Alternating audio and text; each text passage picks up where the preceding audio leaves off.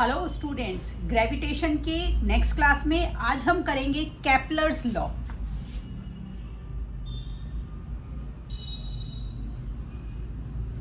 देखिए, अब हम समझते हैं कि केपलर कौन थे और उन्होंने कौन कौन से लॉ जो थे वो इन्वेंट करे। हमें पता है हमारे इस अब तक के समय में बहुत सारे हमारे साइंटिस्ट और फिजिशियंस जो हैं उन्होंने अपने अलग अलग रूल निकाले हैं और उन्होंने बहुत सारी वैलिड थ्योरीज और वैलिड एग्जाम्पल से जो उन्होंने रूल निकाले हैं उनकी वैलिडिटी को सच साबित किया है कि जो उन्होंने बोला है वो बात को प्रूव किया है उन्होंने। तो उन्हीं में से एक थे हमारे केपलर। तो केपलर के लॉज जो थे, केपलर के थर्ड लॉ का ही यूज करके न्यूटन ने दो ऑब्जेक्ट के बीच के जो डिस्टेंस है, the square of the when the two objects are at some distance with each other, then the mean distance, the square of the mean distance between them, जो ये formula निकाला Newton ने, ये Kepler के third law का ही use करके उन्होंने निकाला था। तो केपलर ने हमारे 3 लॉ दिए थे।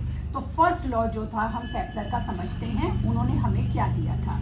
देखिए, अभी तक ना आप अपनी साइंस की बचपन की सारी क्लासेस में ये पढ़ते आए कि सन के चारों तरफ प्लैनेट्स जो हैं वो मूव करते हैं हमारे सर्कुलर ऑर्बिट में।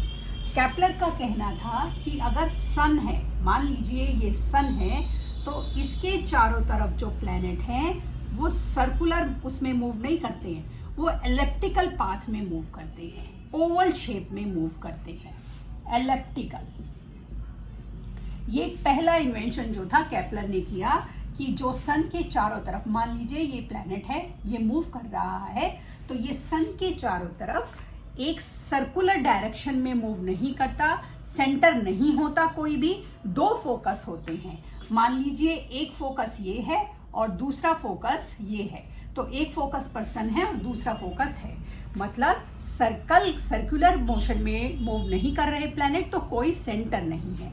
तो ये एलिप्टिकल जो है ओवल शेप में वो उसको सन के चारों तरफ मूव कर रहे हैं। तो अब जैसे कि मान लीजिए वो क्या कह रहे हैं इसमें कि जो प्लैनेट है, हमने मान लिया कि हमारे 2 फोकाए हैं, सर्कल होता तो हम ये कहते कि भाई एक सेंटर है, ऐसा नहीं है। दूसरा, अब तक हम ये कहते आए कि प्लैनेट सन के चारों तरफ एक कांस्टेंट स्पीड में मूव करते हैं। केपलर का ये कहना था कि नहीं, प्लैनेट सन के चारों तरफ एक कांस्टेंट स्पीड में मूव नहीं करते। मान लीजिए मेरा सन जो है वो यहाँ है और प्लैनेट सन से यहाँ पर है, तो जो प्लैनेट है सन से जितना दूर होगा, प्लैनेट और सन के बीच का डिस्टेंस जितना ज्यादा होगा, प्लैनेट की जो स्पीड है वो स्लो होगी। ठीक। और अगर प्लैनेट सन के, मान लीजिए प्लैनेट सन के पास है ना सन के, तो इसकी स्पीड क्या होगी, इसकी स्पीड फास्ट होगी। ये केपलर का सेकंड लॉ है। तो ये इस मिथ को ब्रेक करता है कि सन के चारों तरफ प्लैनेट एक कांस्टेंट स्पीड से मूव करते हैं। पहली बात तो उन्होंने ये कही कि प्लैनेट सन के चारों तरफ सर्कुलर मोशन में मूव नहीं करते, एलिप्टिकल या ओवल मोशन में मूव करते हैं, पहला। दूसरा, उन्होंने कहा कि प्लैनेट सन के चारों तरफ कांस्टेंट स्पीड में मूव नहीं करते। अगर प्लैनेट सन से दूर है तो उसकी स्पीड स्लो होगी और प्लैनेट सन के पास है तो उसकी स्पीड ज्यादा होगी। ऐसा क्यों होगा मैं आपको बताती हूँ। ऐसा क्यों होगा, क्योंकि हमें पता है कि सन और उस प्लैनेट के बीच में एक फोर्स काम कर रही है। कौन सी फोर्स काम कर रही है? ग्रेविटेशनल फोर्स काम कर रही है। ठीक है ना। अब ये जो ग्रेविटेशनल फोर्स काम कर रही है, क्योंकि सन से प्लैनेट दूर है बट ग्रेविटी फोर्स तो है ही, क्योंकि फोर्स कम लग रही है तो उस प्लैनेट की स्पीड धीमी हो गई। और जैसे ही वो सन के नजदीक आया तो सन और उसके बीच की ग्रेविटेशनल फोर्स जो थी वो क्योंकि ज्यादा हो गई, तो उस प्लैनेट की स्पीड भी जो थी वो ज्यादा हो गई। आप इसको इस तरह से भी समझ सकते हैं कि जब आपको 3 घंटे का कोई पेपर करना होता है तो आप शुरू में 1 घंटा तो बड़ा मस्ती में, सुंदर सुंदर राइटिंग में धीमे धीमे काम कर रहे होते हैं। फिर जब आपके रूम में इन्विजिलेटर आपको वार्न करते हैं कि भाई अब आपका आधा समय खत्म हो गया है या 1 घंटा खत्म हो गया, तो आप थोड़े से जाग जाते हैं, आप अपनी स्पीड को और तेज कर लेते हैं, और फाइनली जब वो ये बताते हैं कि आधा घंटा ही बचा है, आपकी स्पीड में गजब की फुर्ती आ जाती है। यही फुर्ती जो है हमारे प्लैनेट्स के बीच में आ जाती है जब वो सन के ज्यादा पास होते हैं। तो ये हमारे केपलर के 2 लॉ हो गए। उसके बाद हमारे केपलर क्या कहते हैं, थर्ड लॉ पढ़ते हैं हम हमारा केपलर का। अब केपलर का थर्ड लॉ केपलर का क्या कहता है, थर्ड लॉ केपलर का कहते हैं, वो इसके लिए एक फॉर्मूला यूज करते हैं, r का क्यूब डिवाइडेड बाय t का स्क्वायर, और वो बार बार एक चीज यूज कर रहे हैं, कांस्टेंट, मतलब ये फिक्स रहेगा, इसको चेंज नहीं कर सकते। यहाँ पर जो ये r है, ये r क्या है, mean distance of planet from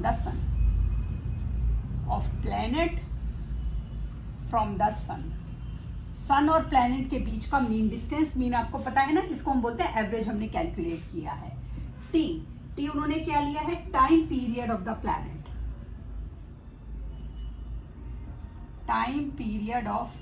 मतलब वो सन के चारों तरफ, मतलब उन्होंने थर्ड लॉ के लिए एक फॉर्मूला आपके लिए इन्वेंट कर दिया, जिस फॉर्मूले में उन्होंने कहा कि सन और उस प्लैनेट के बीच के डिस्टेंस का हम क्यूब ले लेंगे, cube divided by the time period of the planet का स्क्वायर, जितना टाइम उस प्लैनेट ने सन के चारों तरफ निकाला, हमें जो भी टाइम को कैलकुलेट करना है उसका स्क्वायर, और on the top of it उन्होंने बोला कि ये कांस्टेंट रहेगा, ये हमेशा क्या रहेगा आपका, ये आपका हमेशा फिक्स रहेगा, ये वेरिएबल नहीं है। तो उन्होंने इसको जब किया तो उन्होंने इसके हमें बहुत सारे प्रूफ भी दिए।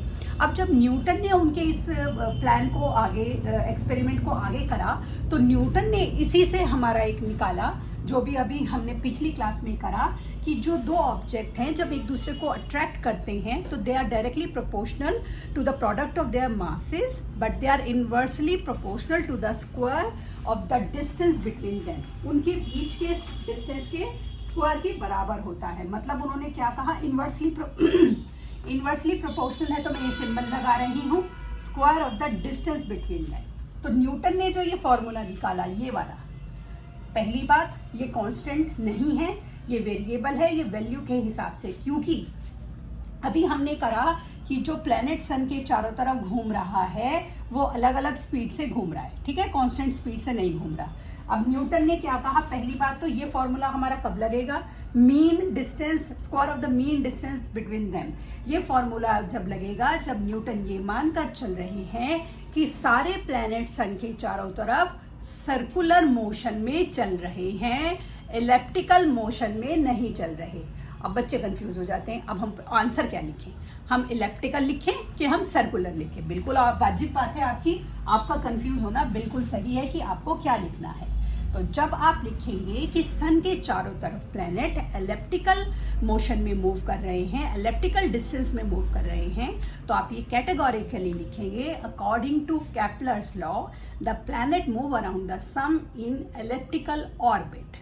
लेकिन जब आप सर्कुलर लिख रहे हैं तब आप लिखेंगे, according to Newton the planets move around the sun in a circular orbit. तो बात तो दोनों ही हमारी सही है, क्योंकि न्यूटन ने जो ये रूल निकाला ये उन्होंने केपलर के थर्ड लॉ से निकाला, और क्योंकि केपलर की ये वैल्यू फिक्स थी तो ये कहीं कहीं जगह ये फिक्स वैल्यू जो थी वेरिएशन ला रही थी, और सही कैलकुलेशन जो थी उससे हल्का सा वेराइड हो रही थी।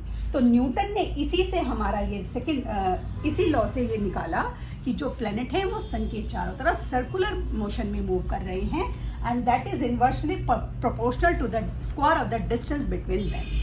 ठीक, तो आपको ये बिल्कुल नहीं समझना है कि केपलर का लॉ गलत है, बिल्कुल गलत नहीं है। केपलर ने अपने लॉ को बिल्कुल वैलिडेट किया है और उन्होंने उसके हमें बहुत सारे एविडेंसेस भी दिए हैं, क्योंकि अलग अलग सेम सिचुएशन में हमारे 2 एक्सपर्ट साइंटिस्ट के अलग अलग ओपिनियन थे, जिसको उन्होंने अपने अलग अलग एक्सपेरिमेंट्स और अपने अपने अलग अलग एग्जाम्पल से वैलिडेट किया है। तो जब आप इलेप्टिकल लिखें तो केपलर का नाम लिख दें, जब आप सर्कुलर लिखें तो न्यूटन का नाम लिख दें। इससे आपका किसी भी सिचुएशन में आंसर गलत नहीं होगा। तो केपलर के लॉ के हिसाब से आपको जब क्वेश्चन आया कि explain the gravitational law of Kepler's, तो केपलर के आपको तीनों लॉ लिखने हैं। तो केपलर ने हमें क्या कहा? केपलर ने कहा कि जो प्लैनेट है सन के चारों तरफ ओवल शेप में घूमते हैं, उनकी स्पीड फिक्स नहीं होती।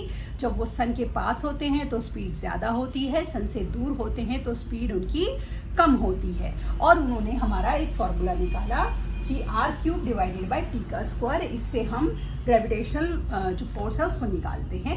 और केपलर के इस लॉ पर बेस हमारे न्यूटन ने एक नया फॉर्मूला निकाला कि जब फोर्स है वो इन्वर्सली प्रोपोर्शनल है according to the square of the mean distance between the two planets.